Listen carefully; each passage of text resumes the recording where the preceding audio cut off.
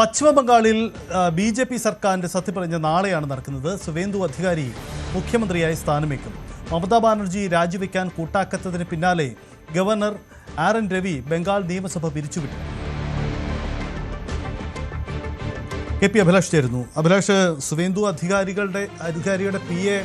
വെടിയേറ്റു മരിച്ച പോലെയുള്ള സങ്കീർണമായ സാഹചര്യത്തിൽ കൂടിയാണ് കടന്നു പോകുന്നത്. ഇതിനിടയിലാണ് സർക്കാർ രൂപീകരണം. എന്താണ് ഇത് സംബന്ധിച്ച് എന്തെങ്കിലും ആശയക്കുഴപ്പം ബി.ജെ.പി. ക്യാമ്പിലുണ്ടോ? നാളെ എപ്പോഴാണ് സത്യപ്രതിജ്ഞ നടക്കുക? സജിത്ത്, ബി.ജെ.പി. ക്യാമ്പിൽ ഒരു തരത്തിലുമുള്ള ആശയക്കുഴപ്പവുമില്ല. ഇന്ന് വൈകിട്ട് 4 മണിക്കാണ് തെരഞ്ഞെടുക്കപ്പെട്ട നിയുക്ത എം.എൽ.എമാരുടെ യോഗം നടക്കുന്നത്. ഈ യോഗം നിയമസഭാ കക്ഷി നേതാവിനെ തെരഞ്ഞെടുക്കും. സുവേന്ദു അധികാരി തന്നെയായിരിക്കും പശ്ചിമ ബംഗാളിന്റെ മുഖ്യമന്ത്രിയായി ചുമതലയേറ്റെടുക്കുക എന്ന് തന്നെയാണ് നമുക്ക് ലഭിക്കുന്ന വിവരം. അതോടൊപ്പം തന്നെ പ്രധാനപ്പെട്ട വകുപ്പുകളിൽ ആരൊക്കെയാകും മന്ത്രിമാർ എന്നത് സംബന്ധിച്ചും ചർച്ച പുരോഗമിച്ചുകൊണ്ടിരിക്കുകയാണ്. അതിലെടുത്ത് പറയേണ്ടത് ദിലീപ് ഘോഷും അഗ്നിമിത്ര പോളും പ്രധാനപ്പെട്ട വകുപ്പുകൾ കൈകാര്യം ചെയ്യും എന്നത് തന്നെയാണ്. അതോടൊപ്പം തന്നെ നിസിത് പ്രാമാണിക്, അർജുൻ സിംഗ്, രൂപ ഗാംഗുലി തുടങ്ങിയ മുതിർന്ന നേതാക്കളുടെ പേരുകൾ കൂടി മന്ത്രിസഭയിലേക്ക് പരിഗണിക്കുന്നു എന്നാണ് നമുക്ക് അറിയാൻ സാധിക്കുന്നത്. അതോടൊപ്പം തന്നെ പശ്ചിമ ബംഗാളിൽ വലിയ വിവാദങ്ങൾക്കും പ്രതിഷേധങ്ങൾക്കും വഴിവെച്ച സംഭവമായിരുന്നു ആർജിക്കർ ആശുപത്രിയിൽ ഡോക്ടർ കൊല്ലപ്പെട്ട സംഭവം. ആ ഡോക്ടറുടെ മാതാവ് രത്ന ദേവനാഥ് വളരെ പ്രധാനപ്പെട്ട ഒരു വകുപ്പ് കൈകാര്യം ചെയ്യുകയും അങ്ങനെ മന്ത്രിസഭയിലേക്ക് എത്തുകയും ചെയ്യും എന്ന സൂചനകൾ ആണ് ലഭിക്കുന്നത്. ഭാരത് സേവാശ്രമ സംഘത്തിൽ നിന്നുള്ള നേതാവ് കൂടിയായിട്ടുള്ള ഉത്പൽ മഹാരാജവിനെയും മന്ത്രിസഭയിൽ ഉൾപ്പെടുത്തും എന്നാണ് അറിയുന്നത്. അതായത് ഈ സമകാലികമായ പശ്ചിമ ബംഗാളിലെ സംഭവവികാസങ്ങൾ കൂടി കണക്കിലെടുത്തുകൊണ്ട് അങ്ങനെ ശ്രദ്ധേയമായിട്ടുള്ള വിഷയങ്ങളുടെ പശ്ചാത്തലത്തിൽ ആണ് വനിതകളെ ഉൾപ്പെടെ മന്ത്രിസഭയിൽ ഉൾപ്പെടുത്തുന്നത് എങ്കിൽ സംഘപരിവാറും അതോടൊപ്പം തന്നെ RSSുമായി അടുത്ത ബന്ധം പുലർത്തുകയും അവർ നിർദ്ദേശിക്കുകയും ചെയ്യുന്നവർ കൂടി ഈ മന്ത്രിസഭയിൽ ഉൾപ്പെടും എന്നാണ് നമുക്ക് അറിയാൻ സാധിക്കുന്നത്. നാളെ രാവിലെ ആയിരിക്കും ബ്രിഗേഡ് പരേഡ് ഗ്രൗണ്ടിൽ 10 മണിയോടുകൂടി സത്യപ്രതിജ്ഞാ ചടങ്ങ് നടക്കും എന്നാണ് അറിയുന്നത്. പ്രധാനമന്ത്രി നരേന്ദ്രമോദി ഉൾപ്പെടെ ഉള്ളവർ ഈ സത്യപ്രതിജ്ഞാ ചടങ്ങിൽ പങ്കെടുക്കും. പ്രത്യേകിച്ച് പശ്ചിമ ബംഗാളിലെ 2ാം ഘട്ട നിയമസഭാ തെരഞ്ഞെടുപ്പിൻ്റെ അവസാന ലാപ്പിൽ കൊട്ടിക്കലാശ ദിവസം പ്രധാനമന്ത്രി നരേന്ദ്രമോദിയുടെ പ്രസംഗം തന്നെ താൻ മെയ് 4-ാം തീയതിക്ക് ശേഷം ഒരിക്കൽ കൂടി പശ്ചിമ ബംഗാളിലേക്ക് എത്തും. അത് ബംഗാളിൽ ബി.ജെ.പി. സർക്കാരിൻ്റെ സത്യപ്രതിജ്ഞാ ചടങ്ങിനായിരിക്കും എന്നതായിരുന്നു. അത് പ്രാവർത്തികമാക്കുന്ന തരത്തിൽ തന്നെയാണ് നാളെ പ്രധാനമന്ത്രിയുടെ സാന്നിധ്യം പ്രതീക്ഷിക്കാവുന്നത്.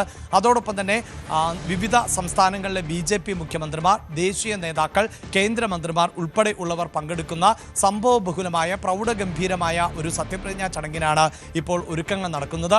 ഒപ്പം സജിത്ത് സൂചിപ്പിച്ചതുപോലെ അതായത് സുവേന്ദു അധികാരിയുടെ പി.എ. അടക്കം കൊല്ലപ്പെടുന്ന സാഹചര്യം ഉണ്ടായി. നമുക്കറിയാം, പലപ്പോഴും ഈ തെരഞ്ഞെടുപ്പ് പ്രഖ്യാപിച്ചാൽ സംസ്ഥാനത്തിൻ്റെ കണക്കുകൾ പരിശോധിച്ചാൽ ഏറ്റവും അധികം ആളുകൾ തെരഞ്ഞെടുപ്പ് കാലഘട്ടത്തിൽ കൊല്ലപ്പെടുന്നത് പശ്ചിമ ബംഗാളിൽ ആണ്.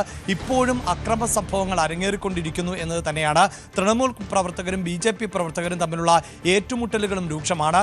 ഒരുപക്ഷെ അതിൻ്റെ കൂടി അടിസ്ഥാനത്തിലാണ് അതിവേഗമുള്ള സർക്കാർ രൂപീകരണത്തിലേക്ക് ബംഗാൾ കടക്കുന്നത്. കാരണം സർക്കാർ ചുമതലയേറ്റാൽ വളരെ പെട്ടെന്ന് പോലീസിൻ്റെ നിയന്ത്രണം ബി.ജെ.പി. സർക്കാരിനെ ഏറ്റെടുക്കാനും ഇപ്പോൾ ഉണ്ടാകുന്ന ഈ സംഘർഷാവസ്ഥയിൽ അയവ് വരുത്തുവാനും സാധിക്കും എന്നതാണ് ഏറ്റവും പ്രധാനപ്പെട്ടത്. അതേസമയം ഈ ബംഗാളിൽ പുതിയ സർക്കാർ രൂപീകരണ ചർച്ചകളും അതോടൊപ്പം തന്നെ സത്യപ്രതിജ്ഞാ ചടങ്ങുമായി മുന്നോട്ട് പോകുമ്പോഴും തോൽവി സമ്മതിക്കാൻ പശ്ചിമ ബംഗാളിൻ്റെ മുഖ്യമന്ത്രിയായിരുന്ന മമതാ ബാനർജി ഇപ്പോഴും തയ്യാറായിട്ടില്ല. ഒടുവിൽ ഭരണഘടനയുടെ 174-ാം വകുപ്പ് അനുച്ഛേദം 2 പ്രകാരം ഗവർണർ തൻ്റെ പ്രത്യേക അധികാരം ഉപയോഗിച്ചുകൊണ്ടാണ് നിയമസഭയെ പിരിച്ചുവിട്ടിട്ടുള്ളത്. ഇനിയിപ്പോൾ നിയമ നടപടികളുമായി മുന്നോട്ട് പോകുമെന്നാണ് മമതാ ബാനർജി പറയുന്നത്. സുപ്രീം കോടതിയെ അടക്കം സമീപിക്കും എന്നാണ്. എന്തു തന്നെയാണെങ്കിലും 1.5 പതിറ്റാണ്ട് നീണ്ട മമതാ ബാനർജിയുടെ ഭരണത്തിന് അറുതി വരുത്തിക്കൊണ്ടാണ് ബി.ജെ.പി. ഒരിക്കലും പിടിയിലൊതുക്കാൻ പറ്റാത്ത സംസ്ഥാനം എന്ന് പൊതുവെ നിരീക്ഷിച്ചിരുന്ന പശ്ചിമ ബംഗാളിലേക്ക് എത്തുന്നത്. ഒരുപക്ഷെ ബി.ജെ.പി. സർക്കാരിനെ സംബന്ധിച്ചിടത്തോളം പശ്ചിമ ബംഗാൾ എന്നത് ബംഗ്ലാദേശുമായി അതിർത്തി പങ്കിടുന്ന സംസ്ഥാനം കൂടിയാണ്. അതുകൊണ്ട് തന്നെ കൂടുതൽ കരുത്തുറ്റ ഒരു സർക്കാരാണ് അധികാരത്തിലേറേണ്ടത് എന്ന പൊതുവികാരം ഉണ്ട്. ഒപ്പം SIR നടപ്പിലാക്കിയതിലൂടെ 1 കോടി വോട്ടർമാർക്ക് പുറത്തു പോകേണ്ടി വന്ന സംസ്ഥാനം കൂടിയാണ്. ഇപ്പോഴും ഈ SIRമായി ബന്ധപ്പെട്ട പ്രതിഷേധങ്ങൾ നിലനിൽക്കുന്ന സാഹചര്യമുണ്ട്. അപ്പോൾ ഏറ്റവും ശക്തമായ പ്രധാനപ്പെട്ട വകുപ്പുകളിൽ ഏറ്റവും ശക്തരായ ആളുകളെ ചുമതലപ്പെടുത്തിക്കൊണ്ടുള്ള സർക്കാർ നടപടികളിലേക്ക് ബി.ജെ.പി. കടക്കുന്നു എന്നാണ് അറിയുന്നത്. കേന്ദ്ര ആഭ്യന്തരമന്ത്രി അമിത്ഷാ ആണ് ഇപ്പോൾ കൊൽക്കത്തയിൽ തുടരുന്നത്. കൊൽക്കത്തയിൽ തുടർന്നുകൊണ്ട് അദ്ദേഹം സംസ്ഥാനത്തിൻ്റെ ക്രമസമാധാന വിഷയങ്ങളടക്കം സൂക്ഷ്മമായി നിരീക്ഷിക്കുന്നുണ്ട്. ഒപ്പം ഈ RSS സംഘപരിവാർ നേതാക്കളുമായി അദ്ദേഹം ആശയവിനിമയം നടത്തുന്നുണ്ട്.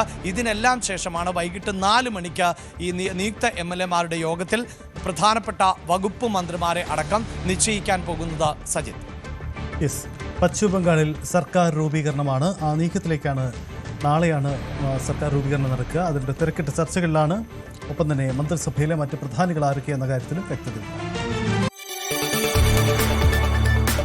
കൂടുതൽ വാർത്തകൾക്ക് news 18 Keralam YouTube channel subscribe ചെയ്യുക.